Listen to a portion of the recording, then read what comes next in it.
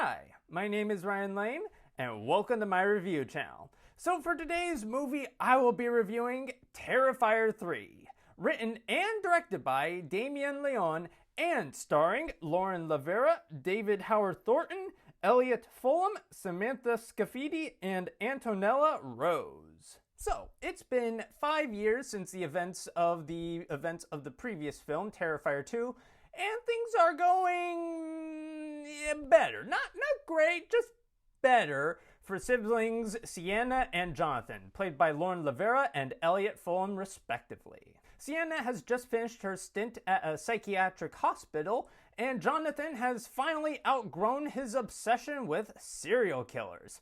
Yeah, funny how being attacked by a serial killer will change your tune on serial killers. I know, it's insane, right? But alas, Art the Clown, played once again by David Howard Thornton, is back from the dead. And so now it's up to Sienna and Jonathan to make sure he stays dead again and keep the rest of their family from being killed. And along the way, Sienna will recruit her cousin Gabby, played by Antonella Rose, a precocious yet overly nosy cousin of hers. So this threequel is an immediate improvement over its predecessor just in terms of writing and pacing alone. The plot, now unburdened from overly too long dream sequences and way too many fake endings, now moves a much quicker pace while still finding time for Art to brutally maul and decapitate his victims in creatively gory manners that will make you squeam in your seat.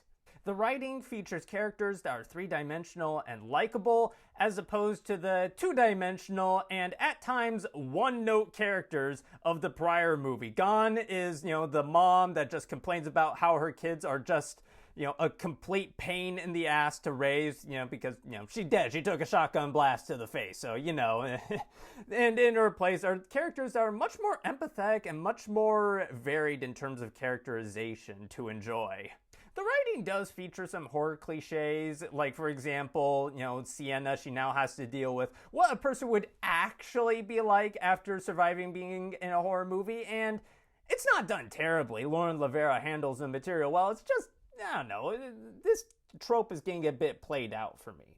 Plus, there's also the requisite liking true entertainment is bad, commentary, which, again, like I said, the way the film handles it, it's not terrible. But still, can we get beyond that commentary and maybe find something else to comment in horror movies? That being said, there are some creative plot twists in the third act that did catch me off guard and even, made me a touch emotional even.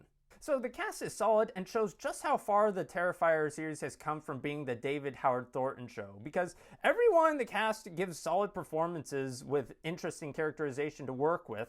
And of course, David Howard Thornton is solid as always. He is great as everyone's favorite murderous clown that loves to play around with his victims before brutally murdering them. And he's also fun to see him just do regular mundane stuff like eating cookies and washing the dishes and decorating trees.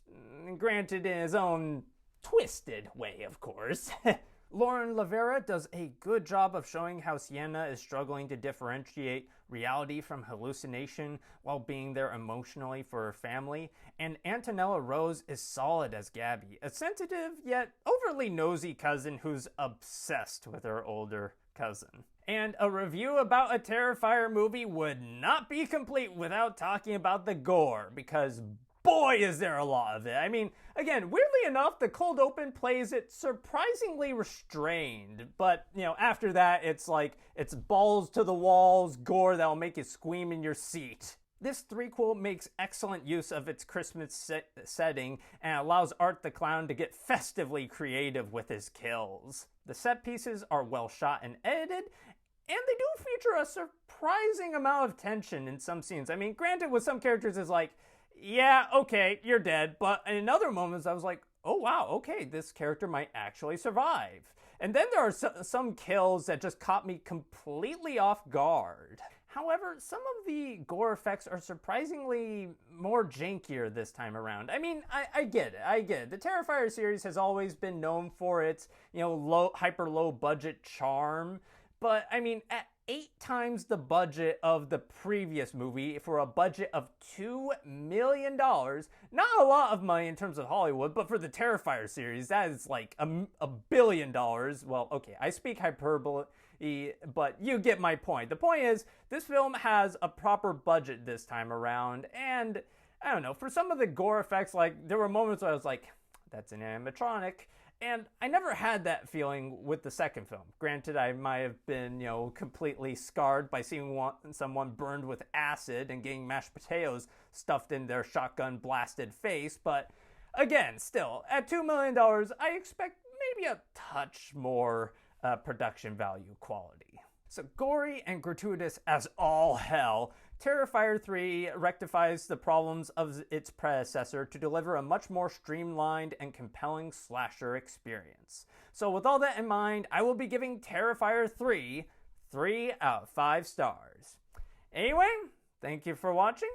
Have a good rest of your day. If you like this review and would like to see more like it, be sure to like and subscribe and leave a comment down below.